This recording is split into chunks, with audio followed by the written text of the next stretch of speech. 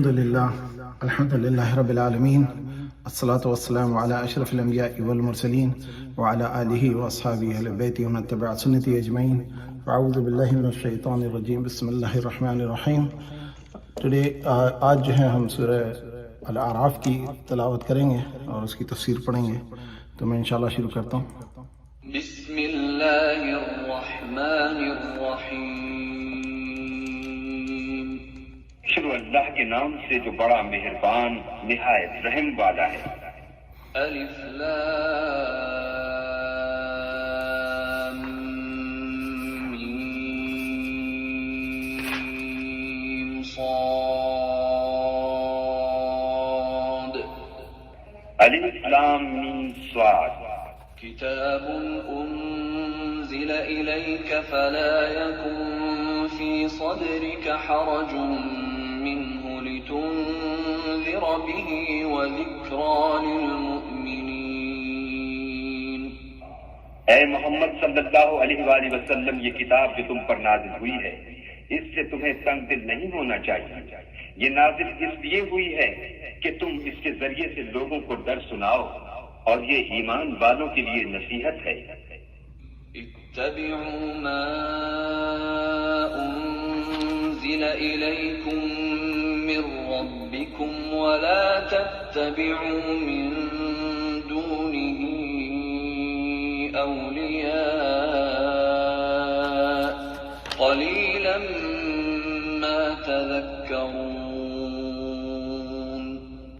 لوگوں، جو کتاب تم پر تمہارے پروردگار کے ہاں سے نازل ہوئی ہے اس کی پیروی کرو، اور اس کے سوا اور رفیقوں کی پیروی نہ کرو، اور تم کم ہی نصیحت قبول کرتے ہو. وَكَمْ مِنْ قَرْيَةٍ أَهْلَكْنَاهَا فَجَاءَهَا بَأْسُنَا بَيَاتًا أَوْ هُمْ قَائِلُونَ.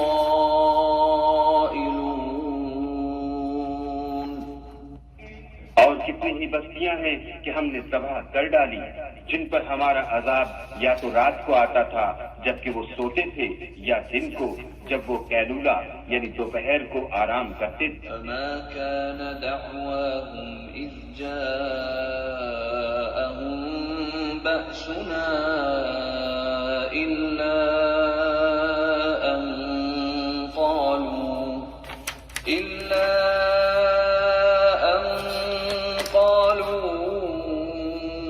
إِنَّا كُنَّا ظَالِمِينَ.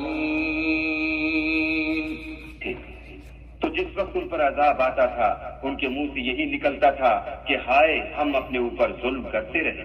فَلَنَسْأَلَنَّ الَّذِينَ أُرْسِلَ إِلَيْهِمْ وَلَنَسْأَلَنَّ الْمُرْسَلِينَ.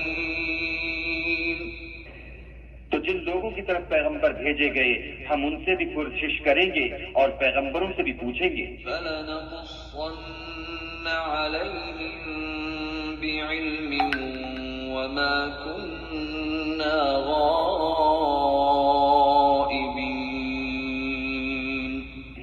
پھر اپنے علم سے ان کے حالات بیان کریں گے اور ہم کہیں غائب تو نہیں تھے. وَالْوَزْنُ يَوْمَئِذٍ الْحَقُّ فَمَنْ ثَقُلَتْ مَوَازِينُهُ فَأُولَئِكَ هُمُ الْمُفْلِحُونَ. اس روز اعمال کا تلنا برحق ہے، تو جن لوگوں کے عملوں کے وزن بھاری ہوں گے وہ تو نجات پانے والے ہیں. وَمَنْ خَفَّتْ مَوَازِينُهُ فَأُولَئِكَ الَّذِينَ خَسِرُوا أَنفُسَهُم بِمَا كَانُوا بِآيَاتِنَا يَظْلِمُونَ. اور جن کے وزن ہلکے ہوں گے تو یہی لوگ ہیں جنہوں نے اپنے تئیں خسارے میں ڈالا اس لیے کہ ہماری آیتوں کے بارے میں بے انصافی کرتے تھے. وَلَقَدْ مَكَّنَّاكُمْ فِي الْأَرْضِ وَجَعَلْنَا لَكُمْ فِيهَا مَعَايِشَ قَلِيلًا مَا تَشْكُرُونَ. اور ہم نے زمین میں تمہارا ٹھکانہ بنایا اور اس میں تمہارے لیے سامان معیشت پیدا کیے، مگر تم کم ہی شکر کرتے.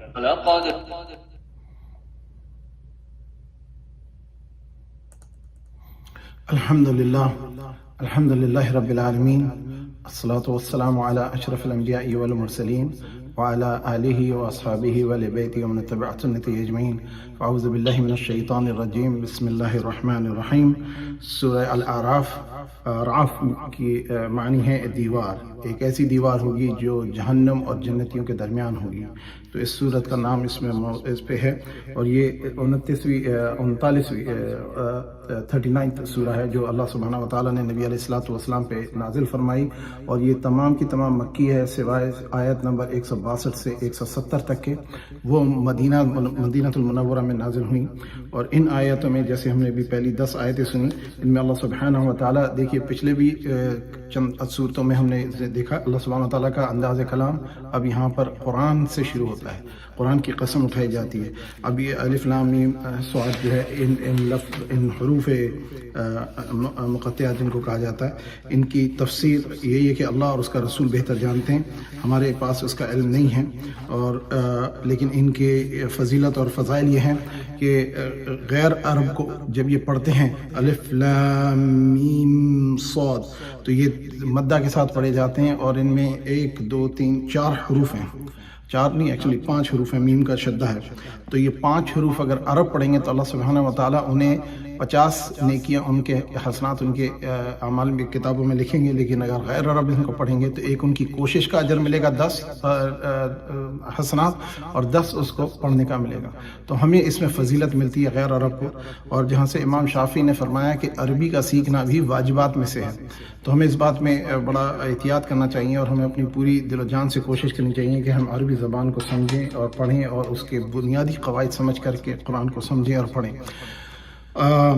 پھر اس کے بعد یہ اللہ سبحانہ تعالیٰ نے فرمایا، نبی علیہ الصلوۃ والسلام سے کلام ہو رہا ہے کہ یہ کتاب نبی ہم نے آپ کی طرف نازل کی ہے، یہ آپ کے سینے میں بھاری اور تنگی نہ ڈالے۔ مطلب یہ کہ قرآن پڑھ کر کے انسان کو تنگی محسوس نہیں کرنی چاہیے۔ اللہ سبحانہ تعالیٰ کا فضل و کرم ہے کہ ہمیں قرآن پڑھا جائے، اور یہ تمام لوگوں کے لیے، اور یہ اللہ سبحانہ تعالیٰ نے ان کے لیے اس لیے بتایا کہ اللہ کا ذکر کریں اور لوگوں کو ڈرائیں، اور یہ مومنین پہ اس کا اثر ہوگا۔ اور پھر اس کے بعد بتایا اتبعوا ما انزل الیکم من ربکم ولا تتبعوا من دونہ اولیاء، اور پھر اس میں ایک اور بات اگلی آیت میں حکم فرما دیا کہ اتباع کرو اس کی جو تمہارے رب کی طرف سے آیا ہے، اور اس کی اتباع نہیں کرو اور اس کو اللہ اپنا ولی نہ بناؤ سوائے اللہ کے۔ اس میں عبادت کا معاملہ آ گیا۔ عبادت میں ایک ہے استعانت، اور ایک ہے عبادت، اور ایک ہے عقیدت، اور ایک ہے دعا۔ تو استعانت تو مسلمان کسی سے بھی لے سکتا ہے، یعنی ہم کہتے ہیں آپ میری مدد کر دیں دنیاوی معاملات میں یا دینی معاملات میں بھی، تو مدد تو انسان کے حصے کا ذکر ہے۔ لیکن جہاں تک کہ دعا جو ہے وہ اللہ تعالیٰ فرماتا ہے قال ربکم ادعونی استجب لکم، تو دعا جو ہے اللہ سبحانہ و تعالیٰ سے مانگنی چاہیے، کیونکہ اللہ سبحانہ و تعالیٰ نے اس کو کہا ہے۔ جہاں پہ یہ حکم آیا ہے کہ نبی علیہ الصلوۃ والسلام سے آپ کے پاس آؤ اور آپ سے مانگو، وَإِذَا جَاءُوكَ، تو وہ والی آیت انشاءاللہ ہم پڑھیں گے جب وقت آئے گا، سورہ نساء میں ہے۔ اور اس میں اللہ سبحانہ تعالیٰ نے فرمایا حضور کا یا اس کا وسیلہ مان کے مانگو تو وہ بھی ملے گا، تو اس سے اللہ تعالیٰ قبول فرماتے ہیں۔ بہرحال تو غیر اللہ کی عبادت جو ہے یہ ایک سب سے بڑا مسئلہ ہے، اور کم ہیں جو اس میں سے اس بات کو یاد کرتے ہیں یا نصیحت قبول کرتے ہیں۔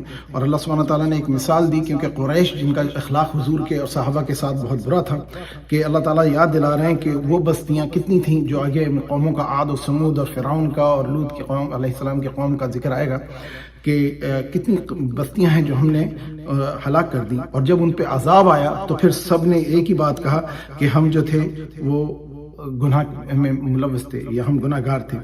تو یہ بات فما کان دعوہم اذ جاءہم بأسنا الا ان قالوا انا كنا ظالمین، تو ہم نے ظلم کیا، اپنے آپ کو انہوں نے اقرار کیا۔ اور انسان جب اللہ تعالیٰ سے انکار کرتا ہے تو یا اس کے عمل اور نبی علیہ الصلوۃ والسلام سے روگردانی کرتا ہے، ان کے حکم کی پیروی نہیں کرتا، تو وہ جانتا ہے کہ میں ظلم کر رہا ہوں۔ فَلَنَسْأَلَنَّ الَّذِينَ أُرْسِلَ إِلَيْهِمْ وَلَنَسْأَلَنَّ الْمُرْسَلِينَ، اور پھر اللہ سبحانہ تعالیٰ فرماتے ہیں کہ ہم ان سے ان کا حساب ضرور لیں گے، صحابہ سے بھی، مومنین سے بھی اور غیر مومنین سے، اور انبیاء علیہ الصلوۃ والسلام سے بھی اس کا ذکر کیا جائے گا۔ تو پھر اس کے بعد یہ ہے کہ اس بات پہ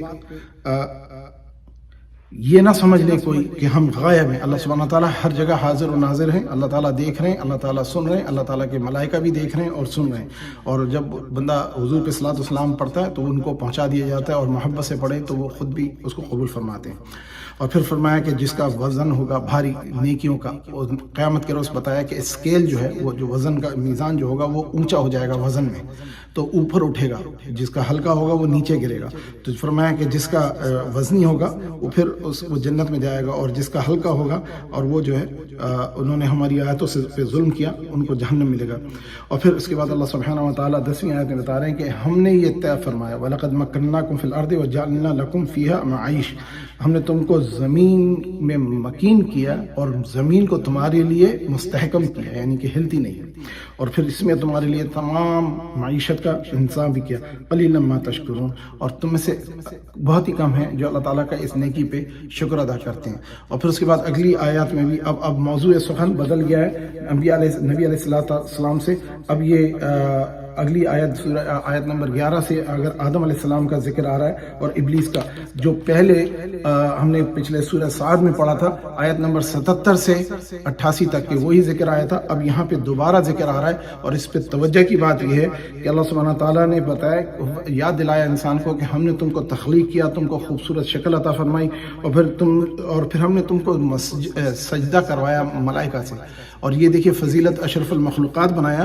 اگر کائنات میں کوئی سب سے افضل مخلوق ہے وہ تو نبی علیہ الصلوۃ والسلام کی ذات ہے، اور حضور جو ہے وہ انسان ہے، اور ان کے ہی کہا جائے کہ وسیلے واسطے سے انسانیت کو اشرف المخلوقات ہونے کا شرف ملا، اور اس طرح سے ہمیں فضیلت ملی۔ اور اللہ سبحانہ تعالیٰ نے فرمایا آگے اس آیت میں کہ ہم نے جب فرشتوں کا حکم کیا سجدے کا تو سب سجدے میں گر گئے سوائے ابلیس کے۔ ابلیس کہتے ہیں ابا لیس، اب مینز فادر، باپ، لیس مطلب نا امیدی، تو نا امیدی جو ہے اس لیے کہا گیا کفر ہے۔ اور پھر اس کی ایک جو فطرت میں اس نے بتائی کہ اللہ سبحانہ تعالیٰ نے جب اس سے سوال کیا کہ ماں منع کا، تو یہ کس چیز نے منع کیا کہ تو اس چیز کو، اس عمل کو جو ہے، نہیں تو یہ میں نے سجدے کا حکم دیا، تو یہ امر کیا، امر حکم کہتے ہیں۔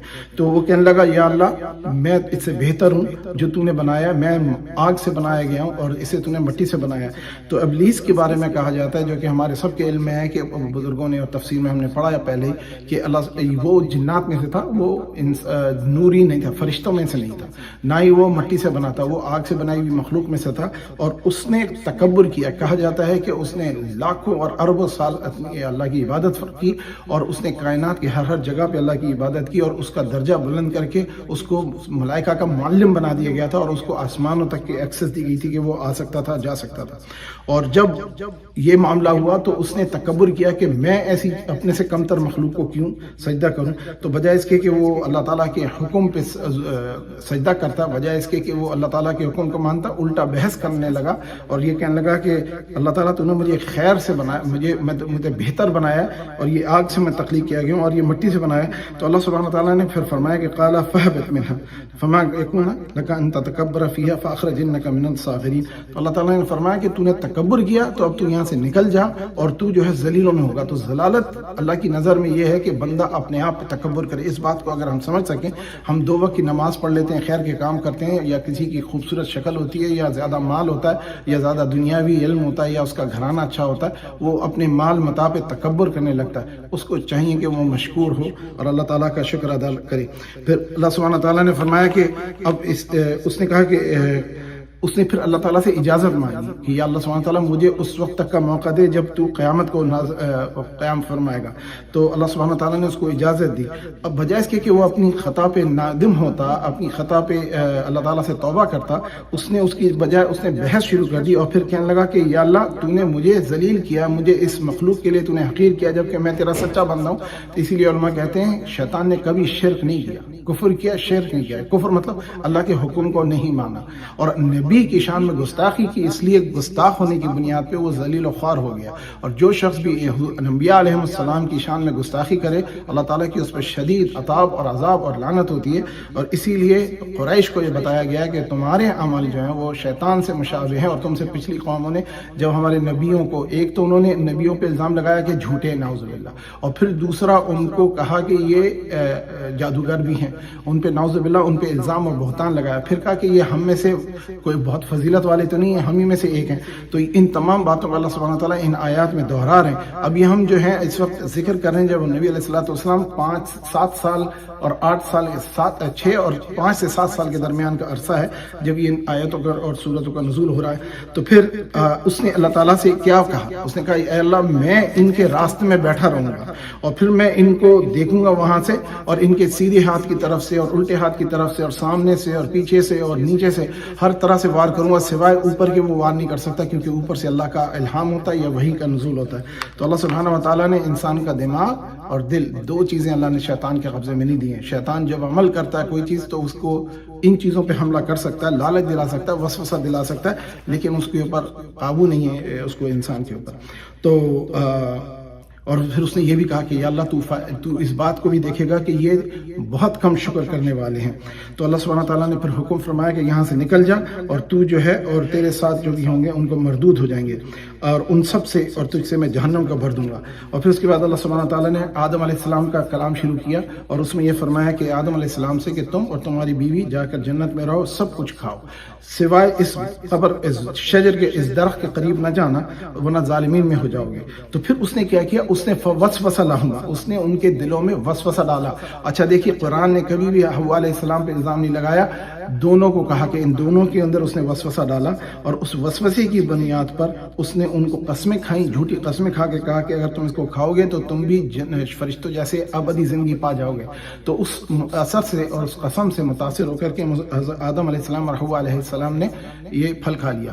حوا علیہ السلام کا وجود جس طرح حدیث میں آیا کہ آدم علیہ السلام تنہا ہوتے تھے، وہ جنتی لباس میں ہوتے تھے، ان کے حجاب ہوتے تھے، جسم کی عورہ ان کے چھپے ہوئے ہوتے تھے، ان کو اپنے جسم کے اندرونی معاملات کا لحاظ نہیں ہوتا تھا، لیکن ان کو حیا ہوتی تھی.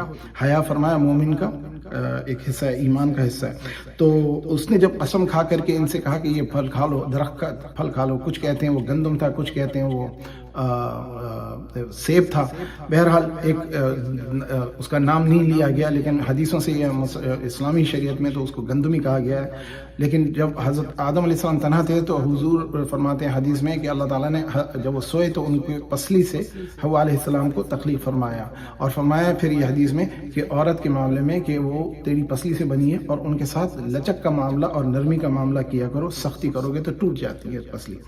تو پھر اس کے بعد جب آدم علیہ السلام اور حوا علیہ السلام نے جب یہ کھا لیا پھل تو ان کے حجاب جو جنتی لباس اتر گئے، تو ان کے عورہ، ان کے جو جسم کے وہ اعضاء ظاہر ہو گئے. تو پھر انہوں نے اپنے جسموں کو ڈھانپنا شروع کیا پتوں سے اور چیزوں سے، اور پھر اس کے بعد انہوں نے اللہ تعالیٰ سے بحث نہیں کی. یہ انسان میں اور شیطان میں فرق ہے. جب ان سے خطا ہو گئی تو انہوں نے کہا، یہ دعا کی جو کہ ہمارے لیے بڑی مکمل دعا ہے کہ ربنا ظلمنا انفسنا وان لم تغفر لنا وترحمنا لنکونن من الخاسرین، کہ اللہ سبحانہ تعالیٰ ہم نے اپنے پر ظلم کیا، اپنے نفس پر، اور اگر آپ نے ہماری مغفرت نہیں کی اور آپ نے ہم پر رحم نہ کیا تو ہم خاسرین، نقصان اٹھانے والے میں ہو جائیں گے. تو اللہ سبحانہ تعالیٰ نے پھر انہیں حکم فرمایا کہ یہاں سے اتر جاؤ، تم ایک دوسرے کے دشمن ہوگے، یعنی انسان کا دشمن ہوگا، انسان شیطان کا دشمن ہوگا، شیطان انسان کا دشمن ہوگا. تو یہ عداوت ہمیں رہے گی، اور پھر تم کو ایک وقت مقرر تک کہ وہاں پہ قیام کرنا ہے، اور پھر اس کے بعد تم یہیں پہ اسی میں مرو گے اور اسی میں سے پھر تم کو نکالا جائے گا. اور اگلی آیت پھر انشاءاللہ اس کے بعد پڑھتے ہیں، شروع کرتے ہیں یہ آیت 25 تک کے. خلقناكم ثم صورناكم ثم قلنا للملائكة اسجدوا لآدم فسجدوا إلا إبليس لم يكن من الساجدين. اور ہم نے تم کو ابتدا میں مٹی سے پیدا کیا، پھر تمہاری شکل صورت بنائی، پھر فرشتوں کو حکم دیا کہ آدم کے آگے سجدہ کرو، تو سب نے سجدہ کیا، لیکن ابلیس کہ وہ سجدہ کرنے میں شامل نہ ہوا. قال ما منعك ألا تسجد إذ أمرتك قال أنا خير منه خلقتني من نار وخلقته من طين. اللہ نے فرمایا، جب میں نے تجھ کو حکم دیا تو کس چیز نے تجھے سجدہ کرنے سے باز رکھا؟ اس نے کہا کہ میں اس سے افضل ہوں، مجھے تو نے آگ سے پیدا کیا ہے اور اسے مٹی سے بنایا ہے. قال فاهبط منها فما يكون لك أن تتكبر فيها فاخرج إنك من الصاغرين. فرمایا تو بہشت سے اتر جا، تجھے شایع نہیں کہ یہاں غرور کرے، بس نکل جا، تو ذلیل ہے. قال أنظرني إلى يوم يبعثون. اس نے کہا کہ مجھے اس دن تک مہلت عطا فرما جس دن لوگ قبروں سے اٹھائے جائیں گے. قال إنك من المنظرين.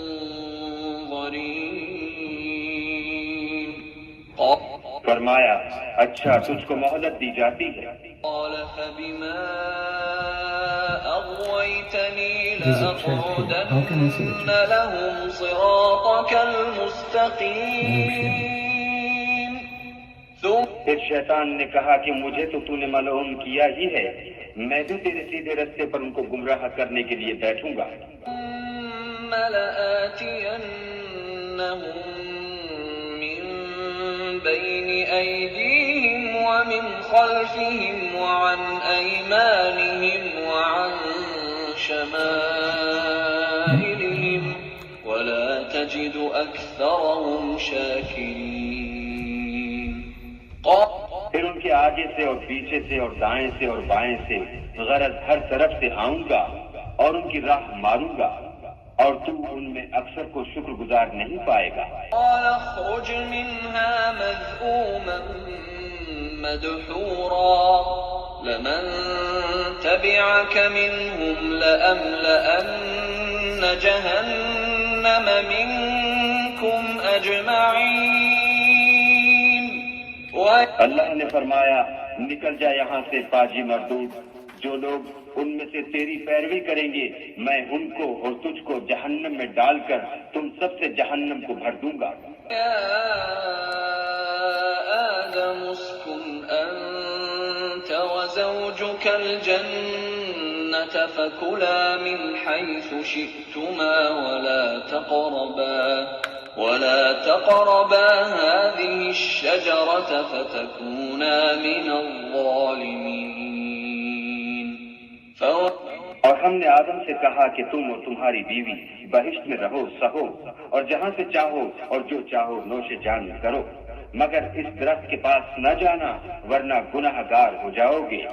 وسوس لهما الشيطان ليبدي لهما ما وري عنهما من سوآتهما وقال ما نهاكما ربكما عن هذه الشجرة إلا أن تكونا ملكين أو تكونا من الخالدين. تو شیطان دونوں کو بہکانے لگا تاکہ ان کے سطر کی چیزیں جو ان سے پوشیدہ تھیں کھول دے، اور کہنے لگا کہ تم کو تمہارے پروردگار نے اس درخت سے صرف اس لیے منع کیا ہے کہ تم فرشتے نہ بن جاؤ یا ہمیشہ جیتے نہ رہو. قاسمهما إني لكما لمن الناصحين. اور ان سے قسم کھا کر کہا کہ میں تو تمہارا خیر خواہ ہوں. دلاهما بغرور فلما ذاقا الشجرة بدت لهما سوآتهما وطفقا يخصفان عليهما من ورق الجنة وناداهما ربهما ألم أنهكما عن تلكما الشجرة وأقل لكما إن الشيطان لكما عدو مبين. غرض مردود نے دھوکہ دے کر ان کو معصیت کی طرف کھینچ ہی لیا. جب انہوں نے اس درخت کے پھل کو کھا لیا تو ان کے صدر کی چیزیں کھل گئیں اور وہ بہشت کے درختوں کے پتے توڑ توڑ کر اپنے اوپر چپکانے اور سطر چھپانے لگے. تب ان کے پروردگار نے ان کو پکارا کہ کیا میں نے تم کو اس درخت کے پاس جانے سے منع نہیں کیا تھا اور جتا نہیں دیا تھا کہ شیطان تمہارا کھلم کھلا دشمن ہے؟ قالا ربنا ظلمنا أنفسنا وإن لم تغفر لنا وترحمنا لنكونن من الخاسرين.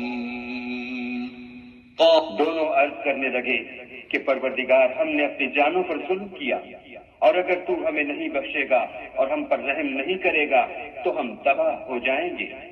قال اهبطوا بعضكم لبعض عدو وَلَكُمْ فِي الْأَرْضِ مُسْتَقَرٌّ وَمَتَاعٌ إِلَى حِينٍ. اللہ نے فرمایا تم سب بہشت سے اتر جاؤ، اب سے تم ایک دوسرے کے دشمن ہو اور تمہارے لیے ایک وقت خاص تک زمین پر ٹھکانہ اور زندگی کا سامان کر دیا گیا ہے. قال فيها تحيون وفيها تموتون ومنها تخرجون. میں نے کہا کہ اسی میں تمہارا جینا ہوگا اور اسی میں مرنا اور اسی میں سے قیامت کو زندہ کر کے نکالے جا. يا بني آدم قد أنزلنا عليكم لباسا يواري سوآتكم ولباس التقوى ذلك خير ذلك من آيات الله لعلهم يذكرون.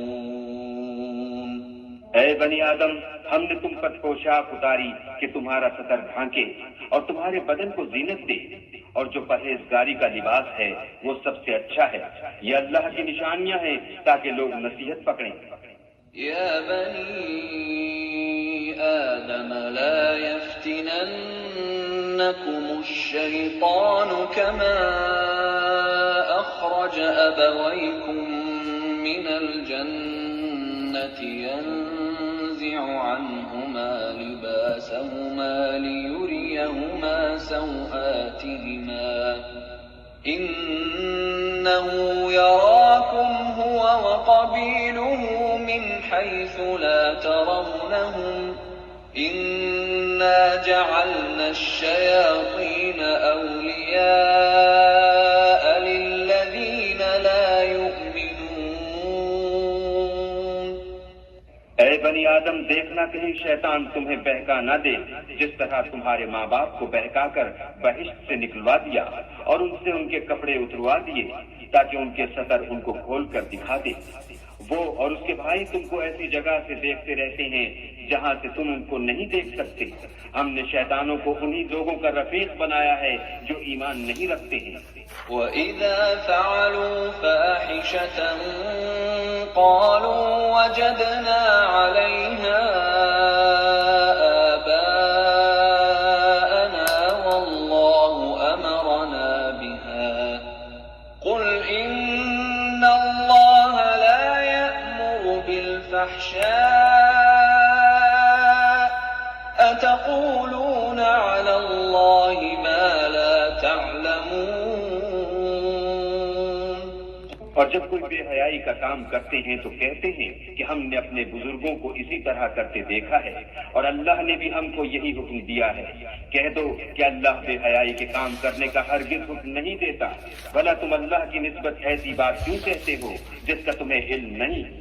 قل أمر ربي بالقسط وأقيموا وجوهكم عند كل مسجد وادعوه مخلصين له الدين كما بدأكم تعودون.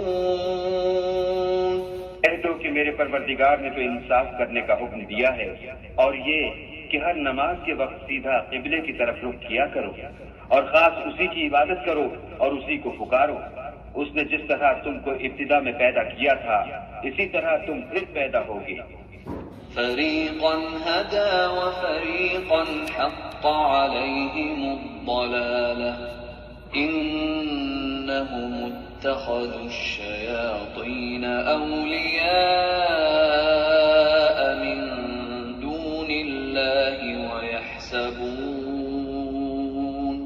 ويحسبون أنهم مهتدون. ایک فریق کو تو اس نے ہدایت دی اور ایک فریق پر گمراہی ثابت ہو چکی. ان لوگوں نے اللہ کو چھوڑ کر شیطانوں کو رفیق بنا لیا اور سمجھتے یہ ہیں کہ ہدایت یاب ہے.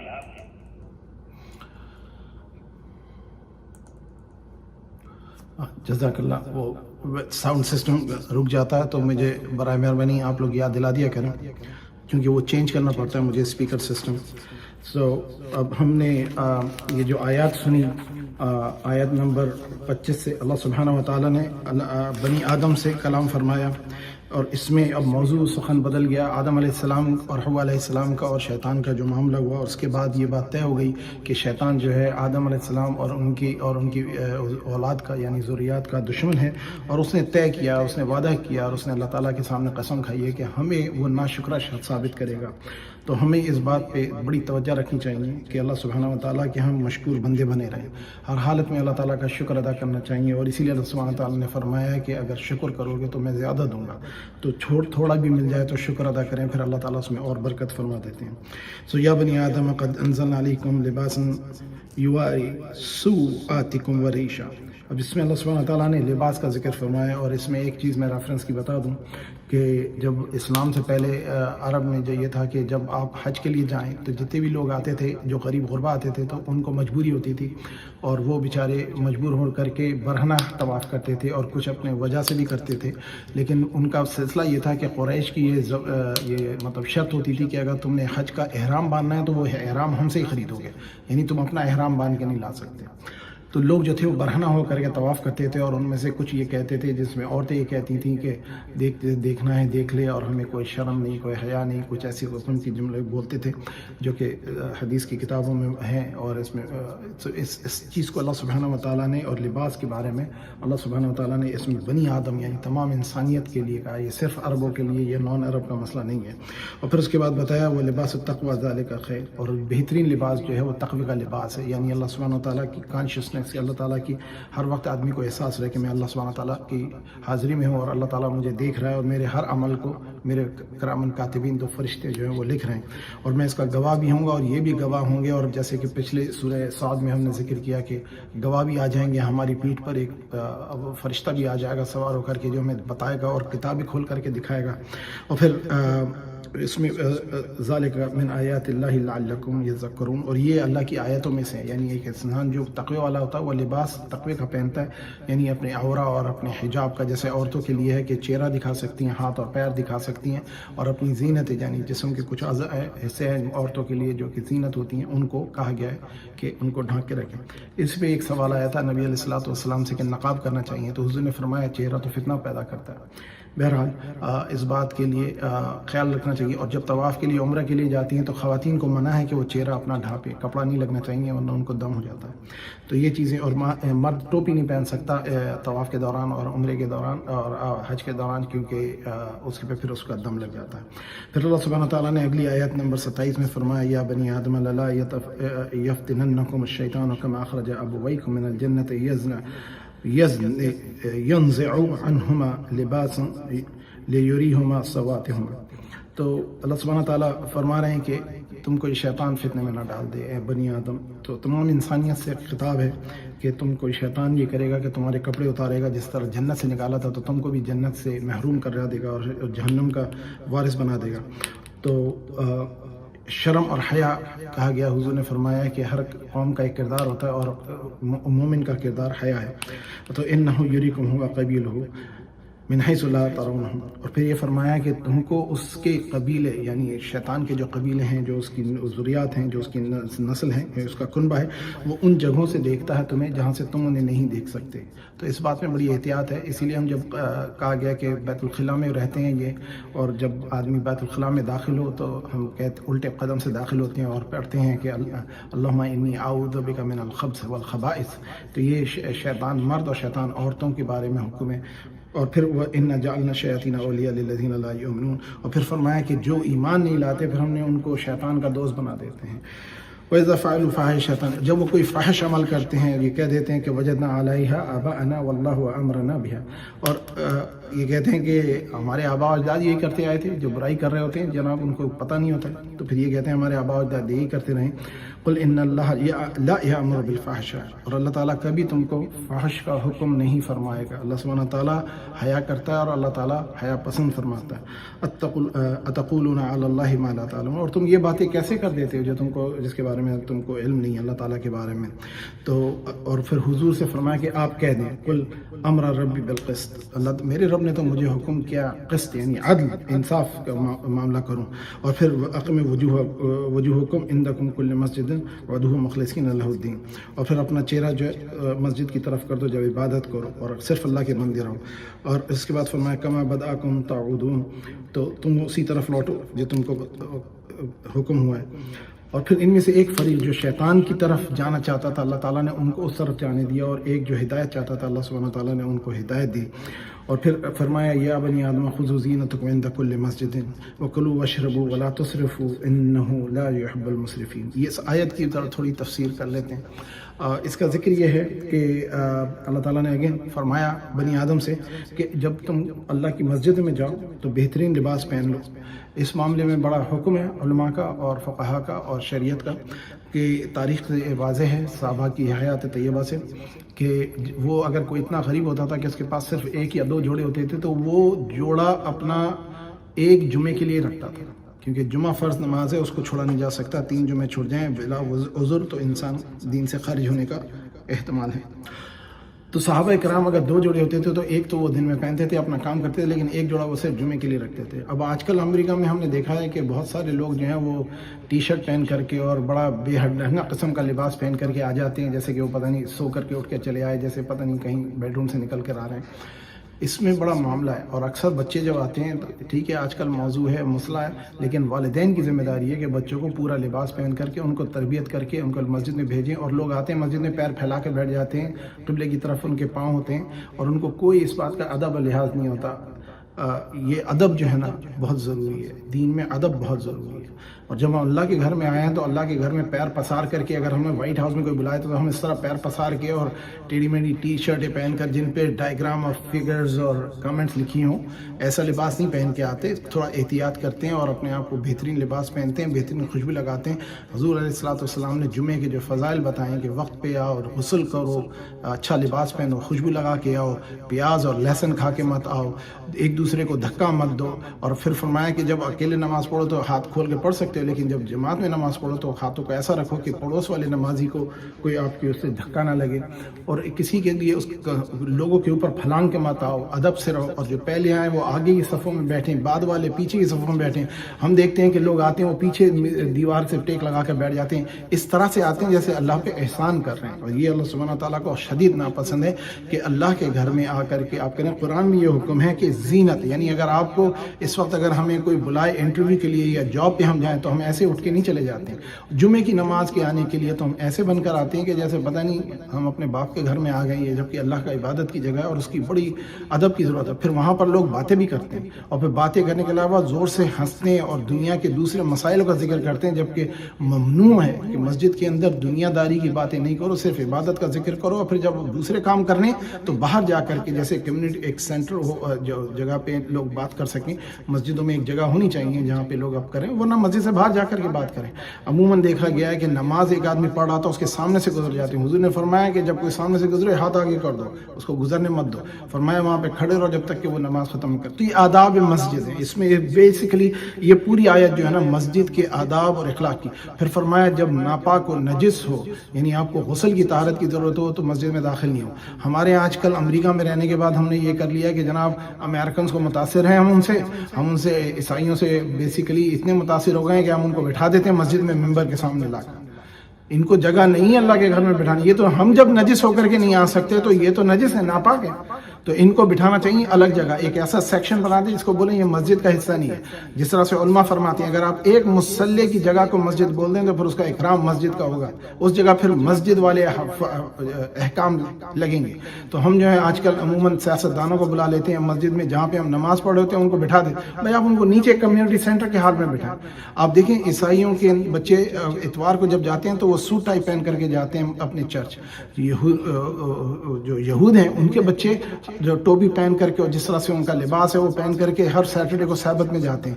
ہندو اپنے بچوں کو جب اپنے مندروں میں لے جاتے ہیں تو ان کو طریقے سے ان کو لباس پہنا کے لے جاتے ہیں. ایک مسلمان ہے جو سمجھتے ہیں مادر پدر آزاد ہو گئے کیونکہ ہم امریکہ آ گئے ہیں تو ہم پر کچھ وہ نہیں ہے.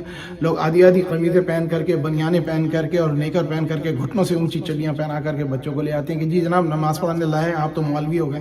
دیکھیے قرآن کیا کہہ رہا ہے، یا بنی آدم، اے بنی آدم، خذوا زینتکم عند کل مسجد، اپنی زینتوں کو ہر مسجد میں پہن کر کے جاؤ، یعنی بہترین لباس پہن کے جاؤ تیار کر کے، تاکہ اس سے پھر بچوں کو تربیت بچپن میں کی جاتی ہے. تو جیسے ہم روزانہ اسکول بھیجتے ہیں تو یونیفارم پہنا کے بھیجتے ہیں، لیکن مسجد میں بھیجنے سے پہلے ہم کو ان چیزوں کا احتمال نہیں ہوتا.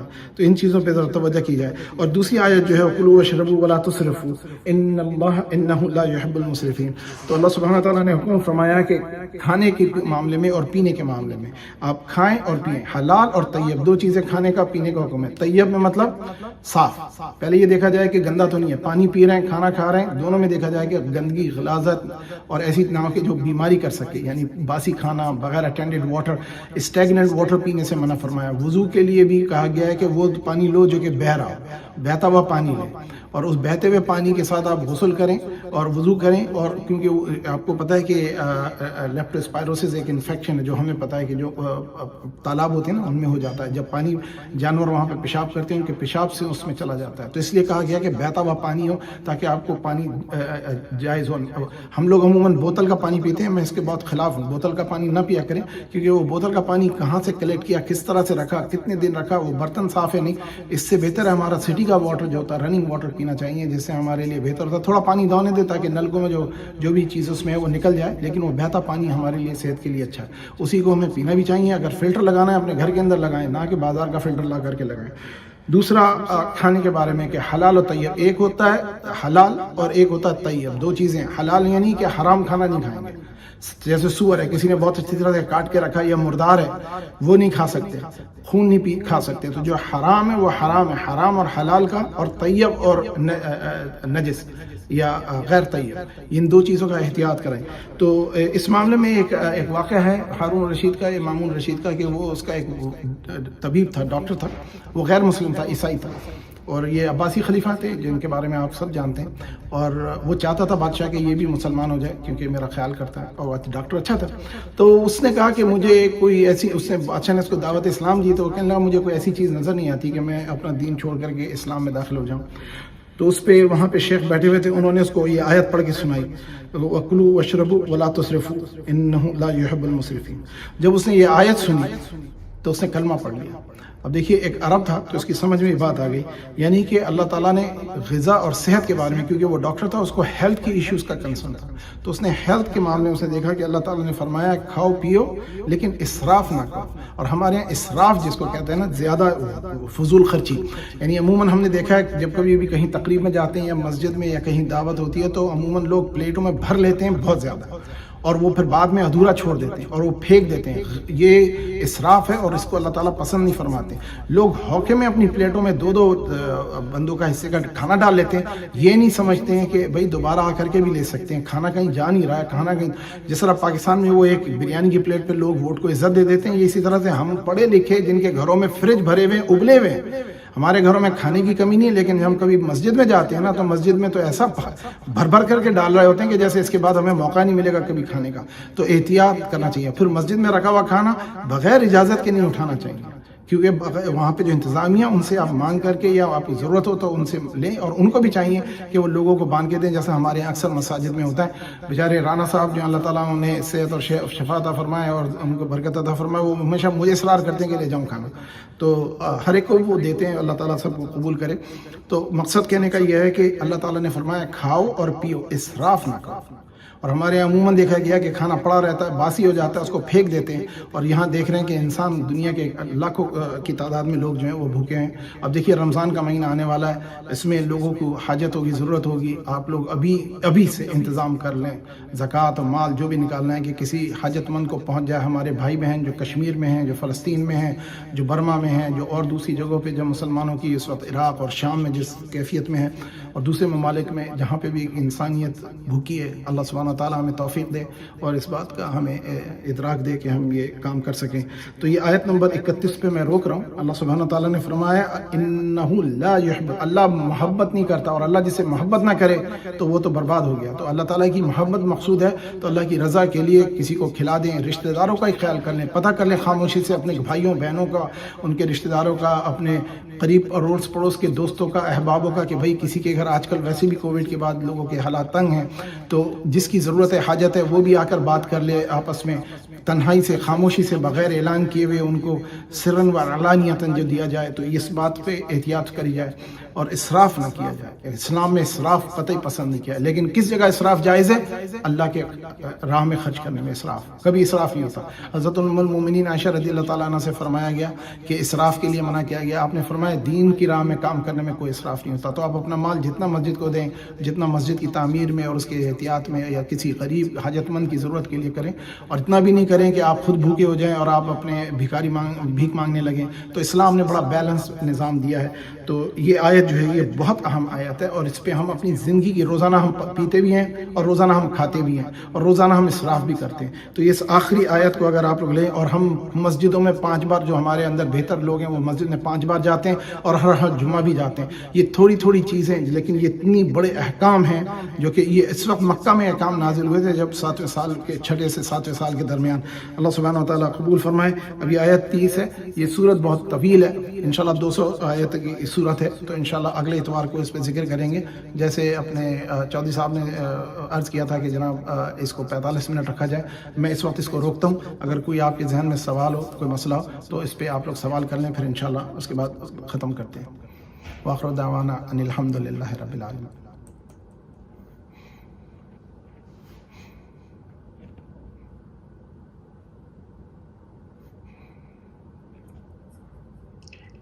جزاک اللہ ڈاکٹر صاحب۔ جزاک اللہ۔ بہت شکریہ جناب ڈاکٹر صاحب، جزاک اللہ۔ تقبل اللہ، اللہ تعالیٰ ہم سب کو قبول کرے اور ہمیں اپنے دین پہ عمل کرنے کی توفیق عطا فرمائے۔ آمین ثم آمین۔ تو میرا خیال ہے اب کوئی سوال وغیرہ نہیں دیکھ رہا، کوئی ہے سوال تو پلیز پوچھ لیں، ورنہ پھر پروگرام کو ختم کرتے ہیں۔ دعا کرا دیں جی آپ نے۔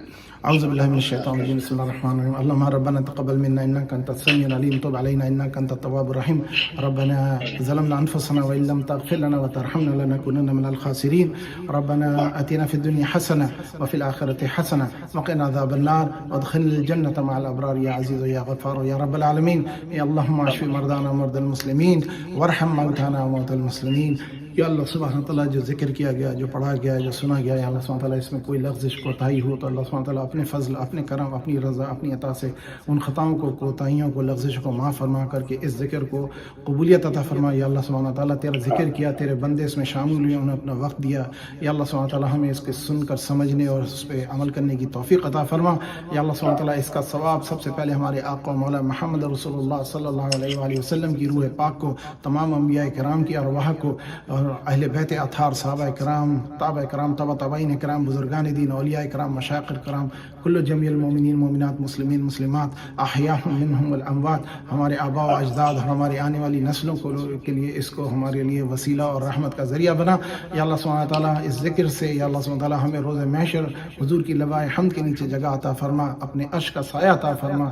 یا اللہ سبحانہ تعالیٰ جو محبتیں ذکر میں ہم نے پائی ہیں، یا اللہ سبحانہ تعالیٰ ہمیں اس اپنی پریکٹیکل لائف میں، روزانہ کی زندگی میں، اپنے گھر والوں سے، اپنی ازواجوں سے، اپنے بچوں سے، اپنے اعزاء اقربا سے، اپنے والدین سے، اپنے دوستوں سے، احبابوں سے، اپنے کام کرنے والے ساتھ لوگوں سے یا اللہ سبحانہ تعالیٰ سب کے ساتھ خیر کا معاملہ کرنے کی توفیق عطا فرما۔ یا اللہ سبحانہ و تعالیٰ جنت الفردوس میں ہمیں اپنا اور اپنے حبیب کا قرب و جوار عطا فرما۔ حوض کوثر سے حضور کے ہاتھوں سے پانی پلوا۔ یا اللہ سبحانہ تعالیٰ روز محشر صراط کی منزل کو آسان فرما۔ یا اللہ سبحانہ تعالیٰ ہم جنت تجھ سے مانگتے ہیں، ہمیں جنت عطا فرما۔ یا اللہ سبحانہ تعالیٰ ہم جنت مانگتے ہیں، ہمیں جنت عطا فرما۔ یا اللہ سبحانہ تعالیٰ ہم جنت مانگتے ہیں، ہمیں جنت عطا فرما۔ یا اللہ ہم دوزخ سے پناہ مانگتے ہیں، ہمیں دوزخ سے پناہ عطا فرما۔ یا اللہ ہم دوزخ سے پناہ مانگتے ہیں، ہمیں دوزخ سے پناہ عطا فرما۔ یا اللہ سبحانہ تعالیٰ ہم جہنم سے پناہ مانگتے ہیں، ہمیں جہنم سے پناہ عطا فرما۔ صلی اللہ تعالیٰ علی خیر خلقہ محمد وآلہ وصحبہ اجمعین برحمتک یا ارحم الراحمین۔ السلام علیکم ورحمۃ اللہ وبرکاتہ۔ جزاک اللہ